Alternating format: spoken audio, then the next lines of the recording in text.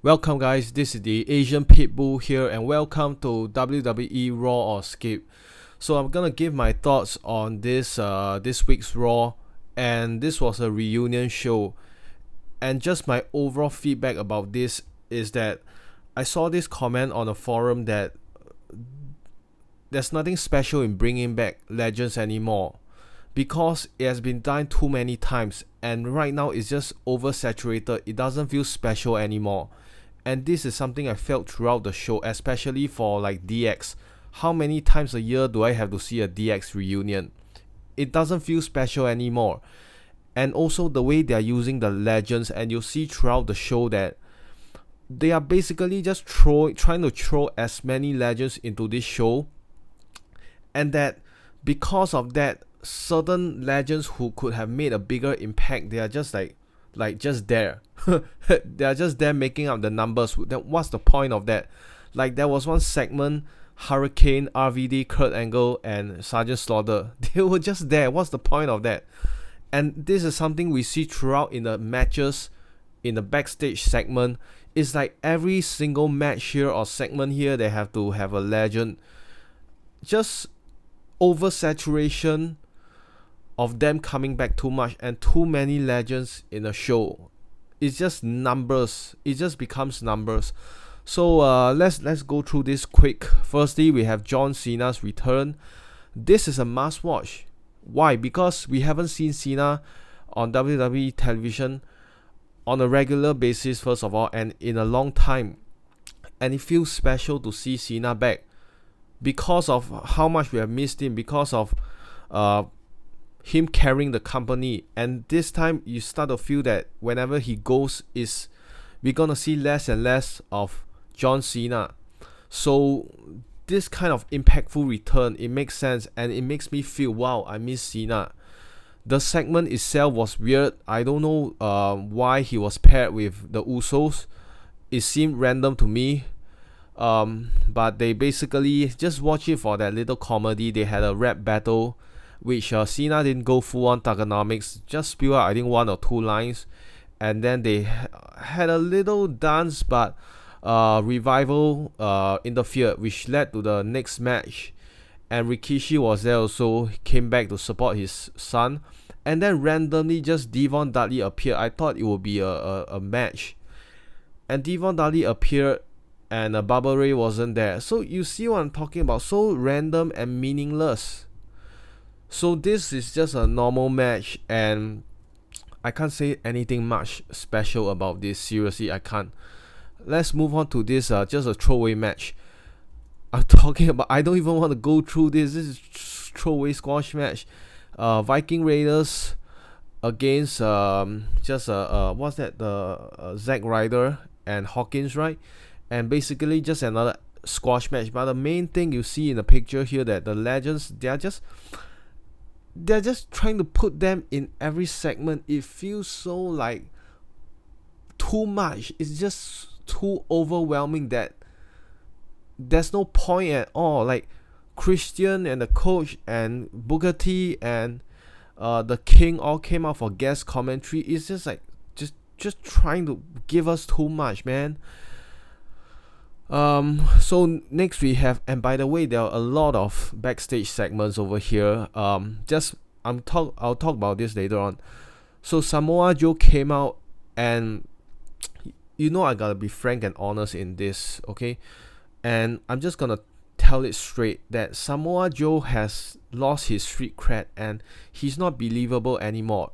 He's just that he's been prostituted out so many times when it comes to big fights, that yes, he can talk the talk, but he can't walk the walk.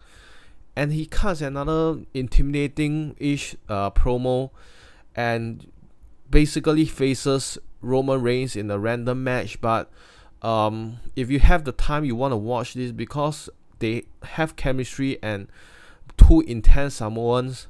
I like that. And it's just like the chemistry that makes the match, and I like this kind of, when two competitors have chemistry and it's hard hitting, it deserves a watch. Miss TV is basically a skip. It's just basically Seth Rollins being interviewed, talking about the Beast. And the thing is, man, I just can't stand the more I see Rollins every week with this character. I love his 2015 heel run with the Authority, but this Seth Rollins is just this good guy gimmick. I can't stand it, and he cuts the same old shit. There's no art, there's no flair, there's no drawing me in terms of giving the rationale why and how he's gonna beat the Beast, instead of just appearing angry and I will beat the Beast on SummerSlam. You will. It's not convincing. I don't know, it's the writers or just he's not talented. Because you obviously see later on that Stone Cold Steve Austin is still the greatest promo ever.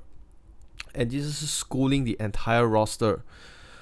Also in this segment, Paul Heyman comes out and he didn't even say much basically. So I don't get the point of this. Just, oh my gosh, terrible quality segment. Next we had Sami Zayn versus Rey Mysterio. Yes, I didn't get the picture wrong. And this is what I'm talking about. Why is legends appearing on a random Sami Zayn Rey Mysterio match?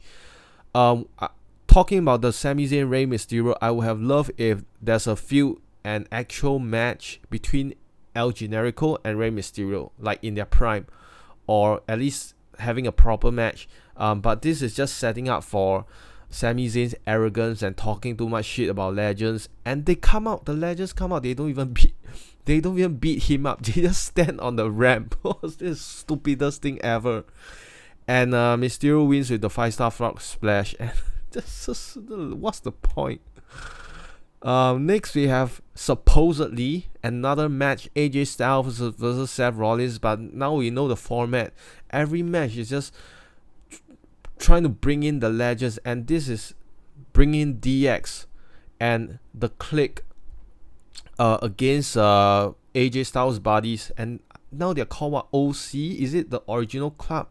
OC. Oh, sounds so stupid. And how many times I've seen this that I feel tired even talking about DX. It's just, by this point, I'm just tired of this, man. This is a must watch, definitely, because this is probably the only one that is continuing the storyline. Is the Fiend, and this is the only one that makes sense and was properly booked, in my opinion. And of all people, Mick Foley, who we have come to know is actually probably one of the most selfless when it comes to legends passing on the torch. You see Trips, you see Randall Keith Orton. He want to do this for Dean Ambrose, and now he's giving not the shove, but the push to the Fiend, because the Fiend actually used the mandible claw. Go check out my reaction if you haven't seen that. And it makes sense for the character of the Fiend because of this gimmick, and he is similar to Mankind in the past, and it worked really well with the mandible claw for Mankind. So if he's gonna use this like as a secondary finishing move, and I buy it. I'm all in for this, man. So I can't wait to see what the Fiend does next. Finally, please put him in a storyline and start having matches or even cutting promos and telling us more about the Firefly Funhouse and all this. Look at the arrogant face. Look at that Becky arrogant face. There's no point in this segment at all. Okay, so this is what we are all wanting to see, basically. Okay, tell me the truth. This is the one that we all want to see, right?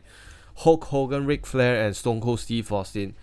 And this exactly delivered. It was the best segment of the night, the only watchable thing. And it's sad because this is not moving forward any of the current storyline. It's just basically like somebody mentioned this is like a season finale of Friends or something like that, and it really feels like that. And this entire Raw feels like just bringing back everybody for nostalgia purpose and not showcasing the spotlight on the current active roster. But I mean, I get it. Whenever you have legends come back, especially Ric Flair, Hogan, they ain't getting younger anymore. So, I mean, when we look back, these are the kind of precious memories as wrestling fans we will cherish a lot. So I can never say bad about this kind of things. But about this segment, so Flair came out, did his shtick. Hogan came out, did his shtick. And basically everyone was behind there. And Stone Cold Steve Austin, of course, the biggest star in Vince McMahon's eyes, comes out and cuts one of the best promos I've seen him cut. Austin still putting everybody in the active roster to school. Just this is, if there was a must-watch segment in this Monday Night Raw, is Stone Cold Steve Austin's promo. And there was even one point it made me emotional, talking about his brothers and sisters traveling and sacrificing all that. And but he was more or less full on Stone Cold mode, man. God, and he's wearing the cap. Reminds me of back then. Nowadays he doesn't wear, but he's wearing the cap this time. Oh my God, just a pleasure to watch. Just a pleasure to watch. Yep, we have the backstage segments, and actually I feel the backstage segments are also the highlight of the show. And in fact, they are more must watch than the entire than the matches and the segments itself. I like the running thread of the 24/7 title. I like that, I don't know, 7 or 8 legends including Kelly won the title. And I just love it. Just entertainment. It was, if not anything else, entertainment to me. Ready for the final rating? Is just mediocre at best, 6 out of 10. Last week was much better. This week was, the only reason it can even pass is because it's a reunion show and I see, the legends coming back.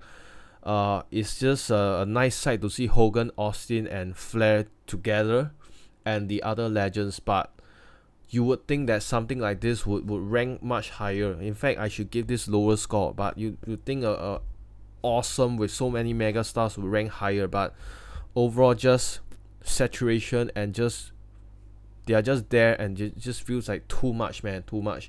So 6 out of 10. Let me know in the comments below what you thought, and please subscribe to my channel if you haven't already done so. This is the Asian Pitbull here, signing out.